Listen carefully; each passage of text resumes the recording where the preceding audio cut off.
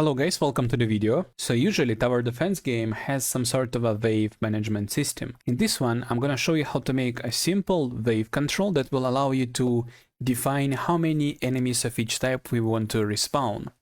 And for that, first of all, we need to make a new data type. Before we used transform or float, and these are predefined data types that Unity has. Now I wanna show you how to make a new data type that contains a couple of elements. So we're gonna type public class wave details, and inside of a curly brackets you can type public int basic enemy and then public int fast enemy. And as you can see, this one does not have a mono behavior or nothing like that. Because of that, it will not have any update or any other methods inside of it, only two variables that we define. Also, to make it visible in the inspector, we need to type system serializable. Now it can be serialized by Unity, and now it can be showed in Unity if we type serialize field, private wave details, and I think I'm gonna name it as current wave. Alright, now we can save it and go back to Unity, and you'll see this extendable current wave variable, and inside of it we can define how many enemies we want to have. Let's say we want to have 4 basic enemies and 2 of fast enemies. Actually, let's do 4 and 2 so it's easier to count. Now let's go to enemy manager and use this information to fill up list with variables we want to have. For starters, I'm just gonna do a start method, and I'll do everything inside of a start method. So we're gonna do something like, actually we need a list, sorry I forgot. Let's do serialize field, private list, enemy, enemies to create, just like that.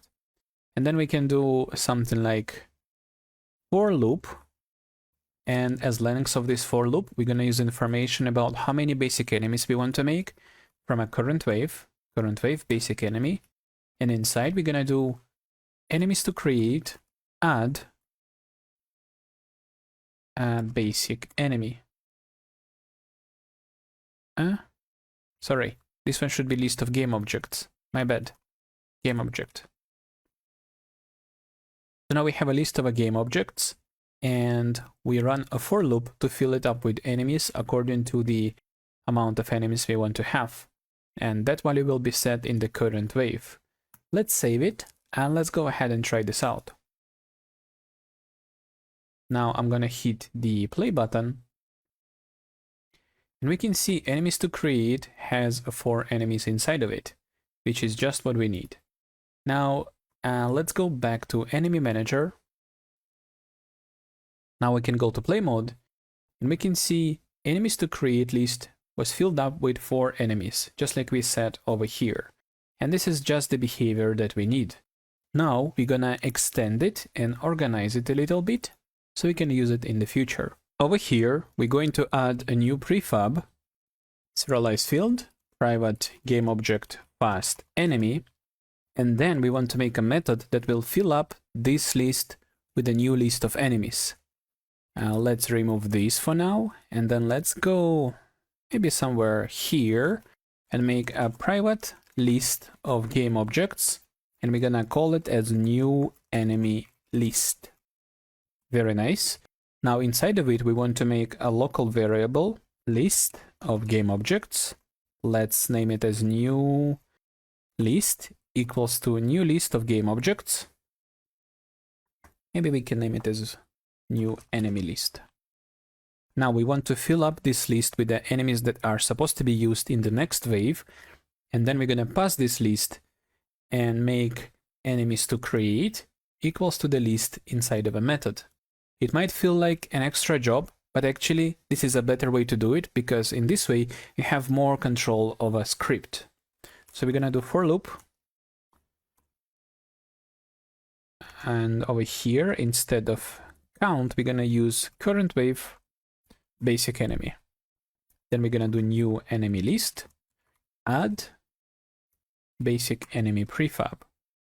Then we want to do same for fast enemies, for loop, for current wave fast enemy. Then over here we're gonna do new enemy list, add fast enemy. And then we want to return new enemy list. Now, every time we need to fill up any list with enemies we want to create, maybe when we have multiple waves on the level or any situation like that, we can just use this method and use wave data over here. More to that, later on, we might be able to pass a wave information into this method instead of using a variable that we have on the enemy manager, but that will be later. As of now, we don't really need a complicated system. We just need a simple system that will spawn one wave of enemies of a different type so we can test towers in the next section. So yeah, let's go to start method. And over here, we're gonna do enemies to create equals to new enemy list. Okay, very nice. Now I'm a little bit worried about the name over here because it's very similar to a new list over here. And that's the name you usually use to make list new and empty. So maybe we should rename this. Let's rename it to new enemy wave, like that. Yeah, I like it. Very good. So now this is supposed to work, and I want to go ahead and test this and make sure it's working. So we're gonna go back here. We need to drag new prefab into this field. So I'm gonna go to prefabs, open enemy manager, drag fast enemy over here, and then we're gonna go to play mode and see if list is filled up. Okay, it is. Very nice. Now let's go back and use this list to create enemies that we need. We want to grab random enemy from the list. For that we could make a new method, or we could just do it inside over here. And I think it's okay if we make a new method. We're gonna do private game object get random enemy. Inside we want to do int random index equals to random range from 0 to enemies to create.count. Then we want to do game object chosen enemy, and it's going to be equals to enemy from the list with a random index. So in this way, chosen enemy going to be equals to a random enemy from the list. Then once it is chosen, we don't need it anymore. And that's why we're going to do enemies to create, remove chosen enemy. So it is not in the list anymore. And then we're going to return the chosen enemy. And then over here, we can type game object random enemy equals to get random enemy. And then instead of basic enemy, we can use random enemy, just like that. Very nice. Now, this is supposed to work. The only issue is that enemies will be created, and then once list is empty, we're gonna see an error message because there are no more enemies in the list. To prevent that, we can go over here and type that we want to create enemy only if spawn timer is less than 0 and enemies to create.count is bigger than 0, means we still have enemies in the list.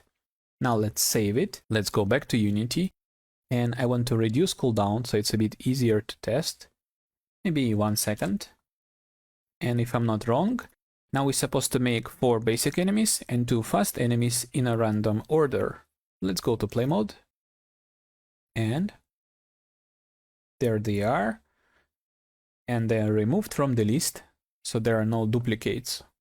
System works just nice. Alright, this is supposed to be enough for testing towers. Just later on I'm gonna make really lots of enemies, like 99 and 9 of basic enemies and 500 of fast enemies. The only issue is that if I do it like that, this inspector gonna be just filled up with a very huge list, and this is not really useful information to us. So maybe I will hide it. I don't want to see it. To hide it, we can go to the enemy manager and just make it private. Like that. Okay? Now we're gonna save it. And that's it for now. Thank you so much for paying attention. Wait a second, let's do 10 and 4. And I'll see you in the next video. Bye bye.